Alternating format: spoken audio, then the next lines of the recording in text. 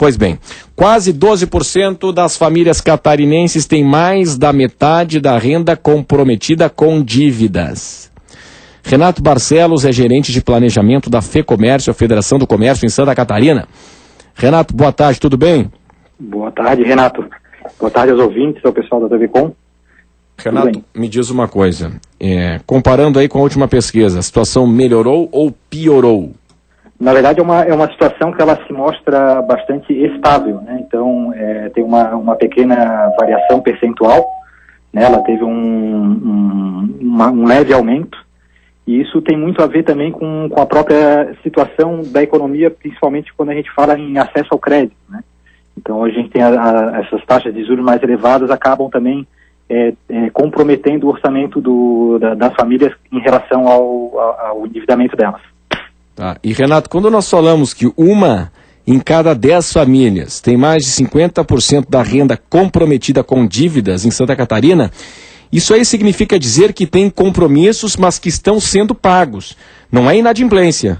Isso, é bem interessante esclarecer isso, né? Porque a pesquisa ela traz duas informações: o endividamento, né? Que é bastante comum, principalmente na nossa economia movida pelo crédito, e a inadimplência, que aí sim são os índices mais preocupantes, né, quando realmente as famílias não têm condições de pagar as dívidas ou acabam atrasando o pagamento delas. E como estamos com relação à inadimplência? A inadimplência ela também vem num nível bastante estável, não é um dado ainda que chega a preocupar, né? A gente tem, das famílias endividadas, 18,4% tem contas em atraso, né, e dessas 18,4%, 10% não tem condições de pagar.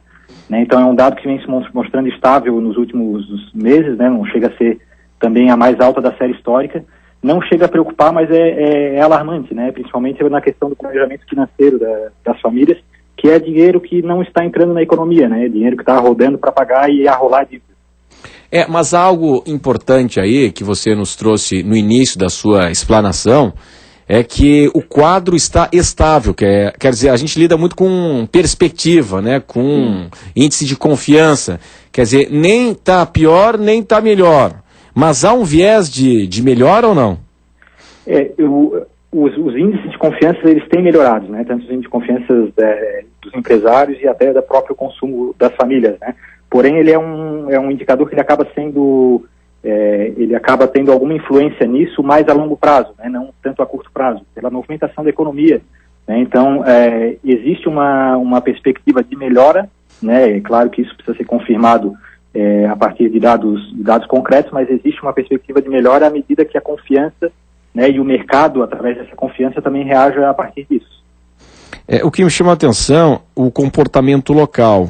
Florianópolis apresenta o maior percentual de famílias com mais da metade da renda comprometida com dívidas. Sim. Alguma explicação para isso ou não? Florianópolis, historicamente, tem um nível de custo de vida, né, um pouquinho maior que as outras cidades do estado, né? A gente consegue verificar isso, principalmente quando a gente fala em custos de vida mesmo, custos básicos, né? Então isso acaba também sendo um fator que contribui para isso, a partir do momento que as pessoas, como a gente também está tendo uma desaceleração da renda, isso acaba impactando também mais, né? E as pessoas acabam contraindo mais dívidas para pagar aquelas dívidas em atraso, então aquele efeito bola de neve, né? Então uma coisa acaba puxando a outra também. Uhum. Muito bem. Bom, vamos torcer aí que a turma consiga pagar suas contas, né? E que estejamos aí num viés de melhora nos indicadores econômicos, no que diz respeito aí ao comércio. As vendas, como é que estão, hein? Esses indicadores, é interessante ver que a gente acompanhando também o próprio volume de vendas, né? Isso tem um impacto muito grande, né? A partir do momento até que a própria seção do crédito ela começa a ficar um pouquinho mais restrita a partir desses números também, né? Isso acaba afetando também o volume de vendas do comércio, né? Então, ele vem registrando um volume de vendas um pouquinho menor, né? E é bem importante, né, que a gente tenha, principalmente, o comportamento dos próprios lojistas, dos prestadores de serviço, na fidelização desses clientes, né? Então, eles têm procurado também fazer renegociação de dívidas, então é um dado que também a pesquisa consegue apontar, né? Que a partir do momento que esse percentual do comprometimento do orçamento ele eleva, as pessoas também procuram renegociar essas dívidas. e renegociando essas dívidas, o orçamento começa a ter um retorno melhor para que a gente possa também injetar esse dinheiro não só para pagamento de dívida, mas também para girar na economia. Muito bem. Renato Barcelos, gerente de planejamento da FEComércio, obrigado pela sua atenção aqui conosco. Obrigado, Renato. Boa tarde. Boa tarde. 13h24.